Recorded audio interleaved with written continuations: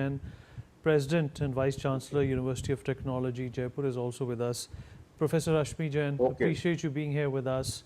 Well, the government had some important ideas in mind. If I'm not mistaken, it was 2016 that the government eliminated the G examination, brought in the NTA, wanted to integrate and have, just one singular umbrella that is going to take care of all these sophisticated examination. And it's been 10 years since the NTA was born. There was a paper leak in 24, in 25 and 26 as well. And some of them have been happening in states every year or so. What do you think the government is missing when it comes to these paper leak? They perhaps have good processes, but the choice of people who are enabling these leaks is something that the government needs to rethink.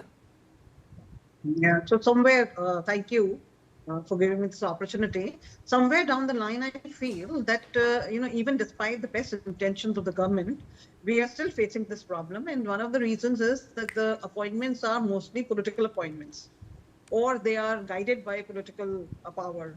And hence the accountability, is lies towards the government, not towards the system. So there is a very, independent body, as I was hearing earlier, you were mentioning that independent body should be there, which is not bound by, any political power. And hence then only we can have some kind of, this accountability can be there. One more thing I would like to add here is that when we were talking about, Dr. Amitabh was saying about the government infrastructure and the private schooling, and the same was being shared again by the second speaker. It is very, it's a very contradictory situation in India that when a child is in the school with schooling phase, the parents want government schools, private schools. And when the child wants to, goes for higher education, the first choice is government institutions, because as rightly said that the government faculty, because I've had an experience of both.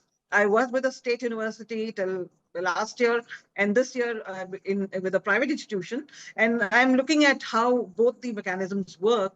And then we find that, in the lot of, responsibility, or a lot of, you can say, aspirations rest with the private institutions.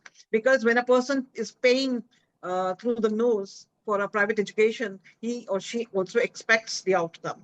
And when if a student had education, was going for examination for whether it is a NEET or whether it is any other competitive examination, and we see that they are fraught with leakages, it is very disheartening for the students.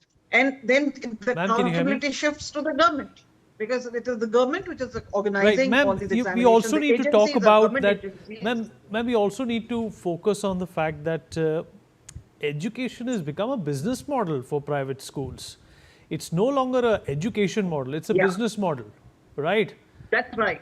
That's right. You can buy a franchise, you can run it the way you want.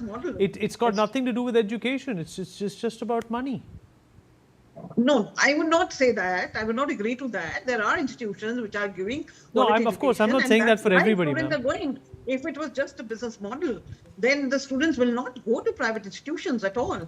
Only those students will go who are not able to get admission into government institutions. But it is not so. Some students choose the private institutions for a variety of reasons, as already mentioned earlier. So because the aspiration level of Indian students is rising, they want quality education. And the parents also put a lot of, they are really concerned about giving quality education to their children, and they want a better future. Every generation, every parent wants that the future of their children should be better than theirs. And they leave no opportunity turned for providing that opportunity to the student, to the rewards. And then the question comes that if that opportunity is taken away due to leak, because you see, as we can all see, whenever a student is preparing for an examination, the day of the examination, he goes into it's like a battlefield.